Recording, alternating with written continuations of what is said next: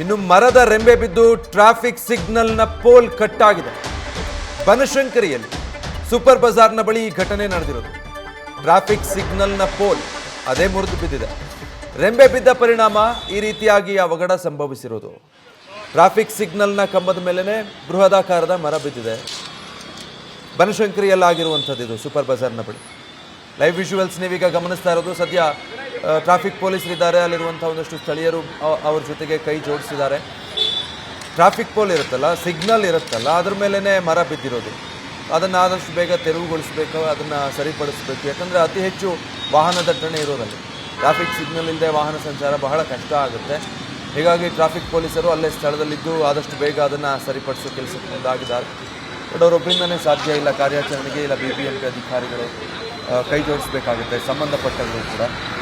ಬೆಂಗಳೂರಿನ ಯಾವುದೇ ಏರಿಯಾದಲ್ಲಿ ಕಣ್ಣು ಹಾಯಿಸಿ ಬಂದರೂ ಕೂಡ ಇಂಥ ಅವಾಂತರಗಳು ಕಾಣಿಸುತ್ತಾ ಇದೆ. ಬೆಳಗ್ಗೆಯಿಂದ ನೋಡ್ತಾ ಬರ್ತಾ ಇದ್ದೀವಿ. ಬಸವೇಶ್ವರ ನಗರ, ಜಯನಗರ, KP ಅಗ್ರಹಾರ, ಜಕ್ಕೂರು, ಬನಶಂಕರಿ, ವಿಜಯನಗರ ಎಲ್ಲ ಕಡೆಗಳಲ್ಲೂ ಕೂಡ ಇಂಥದೇ ಪರಿಸ್ಥಿತಿಗಳು ನಿರ್ಮಾಣ ಆಗಿರೋದು. ಬನಶಂಕರಿಯ ಬೆಂಗಳೂರಿನ ಬನಶಂಕರಿಯಲ್ಲಿ ಈ ರೀತಿಯಾಗಿ ಆಗಿರೋದು. ಅದರ ನೇರ ದೃಶ್ಯ ನೀವೀಗ ನೋಡ್ತಾ ಇದ್ದೀರಾ. ಪೀಕ್ ಅವರ್ಸ್ ಇದು 9 ಗಂಟೆಯಿಂದ 10 ಗಂಟೆ ಏನಿರುತ್ತೆ, ಅತಿ ಹೆಚ್ಚು ವಾಹನಗಳ ಓಡಾಟ ಇರುವಂಥ ಸಮಯ ಅದು ಬೆಂಗಳೂರಲ್ಲಿ. ಎಲ್ಲರೂ ಅವರವ್ರ ಕೆಲಸ ಕಾರ್ಯಗಳ ನಿಮಿತ್ತ ಹೊರಟಿರ್ತಾರೆ.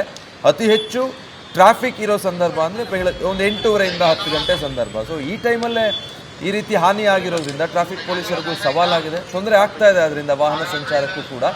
ಸೊ ಆದಷ್ಟು ಬೇಗ ಅದನ್ನು ಸರಿಪಡಿಸೋದಕ್ಕೆ ಈಗ ಟ್ರಾಫಿಕ್ ಪೊಲೀಸರೇ ಅಲ್ಲಿ ಕೈ ಜೋಡಿಸಿರೋದು ನೋಡ್ತಾ ಇದ್ದೀರಾ. ಇನ್ಸ್ಪೆಕ್ಟರ್ ಜೊತೆಗೆ ಕಾನ್ಸ್ಟೇಬಲ್ಗಳೇ ಮುಂದಾಗಿ ಅದನ್ನು ಹೇಗಾದರೂ ತೆರವು ಮಾಡೋದಕ್ಕೆ ಸಾಧ್ಯನಾ ಅಂತ ಪ್ರಯತ್ನ ಪಡ್ತಾ ಇದ್ದಾರೆ. ಬಟ್ ಅದಕ್ಕೆ ಆಗಿರುವಂಥ ವ್ಯವಸ್ಥೆಗಳು ಬೇಕು.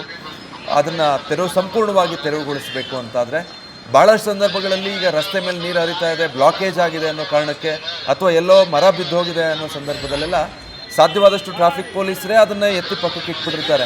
BBMP ಅಧಿಕಾರಿಗಳು ಬಂದು ಅಥವಾ ಇನ್ಯಾರೋ ಬೆಸ್ಕಾಂನವರೋ ಫಾರೆಸ್ಟ್ನವರೋ ಬಂದು ಅದನ್ನು ಎತ್ತಿ ಪಕ್ಕಕ್ಕೆ ಹಾಕುವಷ್ಟರಲ್ಲಿ ಆಗಲ್ಲ ಅಂಥೇಳಿ ಬನಶಂಕರಿಯಲ್ಲೂ ಅದೇ ಆಗಿರೋದು.